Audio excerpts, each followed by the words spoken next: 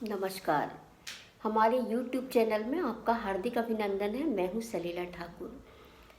फिलहाल हम ज्योतिष शास्त्र की जानकारी दे रहे हैं। ज्योतिष शास्त्र की जो गंगा बह रही है उसमें एक हमारा आज का विषय है कि लोग पूछते हैं हमारी कुंडली में कौन सा ग्रह हानिकारक हो, कौन सा ग्रह हमारे लिए कल्याणकारी है।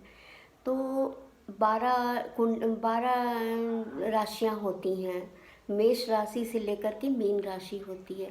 तो मेष लग्न बोलते हैं, फिर वृषभ लग्न बोलते हैं, मिथुन लग्न बोलते हैं, कर्क लग्न बोलते हैं। ऐसे क्रम से मीन लग्न तक की 12 कुंडलियाँ बनाई जाती हैं। और हर कुंडली में कुछ ग्रह योग कारक होते हैं और कुछ हानिकारक होते हैं। तो योग कारक ग्रह किसे कहा जाता है? जैसे कुंडली का सबसे ज़्यादा प्रमुख स्थान होता है लग्न। जो लग्न भाव होता है कुंडली का प्रथम भाव, उसको लग्न कहते हैं। लग्न भाव हमारा होता है देह, हमारी पर्सनालिटी, हमारा विचार। लग्न जिस ग्रह की होगी उसी ग्रह से संबंधित आदमी का व्यक्तित्व रहेगा। ऐसे एक एग्जाम्पल हम दे रहे हैं। जैसे मान लो मेष लग्न की कुंडली आपकी, मेष लग्न होती है मंगल की लग्न। मंगल की 2 राशियां होती हैं, एक वृश्चिक होती है और एक मेष होती है। तो जो मेष राशि होती है ये होती है अग्नि तत्व राशि होती है, और वृश्चिक राशि होती है जल तत्व राशि होती है। तो ये जो मेष राशि का जो जातक होगा ना, तो उसमें थोड़ा सा मंगल का गुण ज़्यादा आएगा। थोड़ा सा बोल्डनेस ज़्यादा रहेगी, कठिन से कठिन कार्य भी कर सकते हैं, और साहस बहुत अधिक रहेगा। चेहरे में कुछ लालिमा लिए रहेगा, उसका चेहरा एकदम गोरा नहीं रहेगा, थोड़ा सा लालिमा, ऊंचा पूरा, ऐसे व्यक्तित्व के मंगल प्रधान लोग होते हैं। अब एक इसी मंगल, ये मेष लग्न की कुंडली में कौन सा ग्रह योग कारक बोलेंगे? तो मंगल, ये मेष लग्न से 5वां स्थान जो होता है पंचम भाव होता है। तो यहाँ पे आती सूर्य की राशि सिंह, सिंह राशि आती है। और यहाँ से 9वां स्थान जो होता है वो आती है गुरु की राशि। तो मेष लग्न की कुंडली में कौन कौन ग्रह योग कारक होते हैं? मेष लग्न की कुंडली में मंगल योग कारक होता है, सूर्य योग कारक होता है और बृहस्पति योग कारक होता है।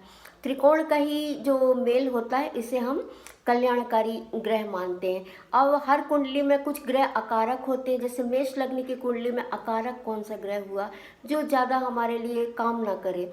वो जैसे कुंडली का अकारक भाव होता है जिसे हम शुभ नहीं कहते, जैसे होता 6वां, 8वां, 12वां भाव। मेष लग्न की कुंडली में 6ठा स्थान आता है कन्या राशि। इसमें बुध की राशि होती है। बुध इतना इनके लिए कारगर नहीं होगा।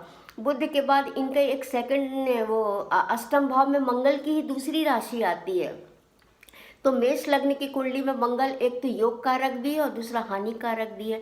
पर इसकी मूल त्रिकोण राशि जो आती है मेष है, तो इसके कारण इतना ये नुकसान नहीं देगा। और इसकी आखिरी राशि आती है जो 12वां स्थान होता है, वो होती है गुरु की राशि मीन। तो 6, 8, 12 जो कुंडली, हर कुंडली में 6, 8, 12 स्थान होते हैं, इनके ग्रह उतना शुभ नहीं देते। और कुंडली में पहला, 5वां, 9वां, ये 3 जो भाव होते हैं इसके ग्रह हर कुंडली में योग कारक होते हैं। तो मेष लग्न की कुंडली में ये ग्रह योग कारक है। ऐसे एक और एग्जाम्पल हम देते हैं। जैसे मान लो आपकी वृषभ लग्न की कुंडली है।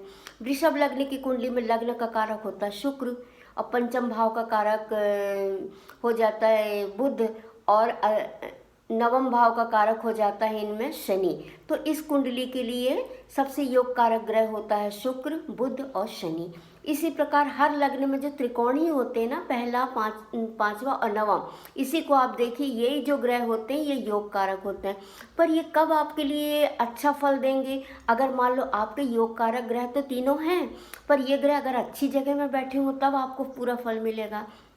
जैसे मान लो लग्न का स्वामी लग्न में ही बैठे, अगर लग्न का स्वामी आपका 12वें स्थान चला जाएगा तो आपको उतना व्यक्तित्व में भी वो नहीं होगा जितना आप सोचेंगे। मतलब श्रम का उतना फल नहीं मिलेगा आपको। हमेशा से आप बहुत श्रम करेंगे, श्रम का उतना फल आपको नहीं मिलेगा, क्योंकि आपका लग्न का स्वामी अपने से द्वादश चला गया।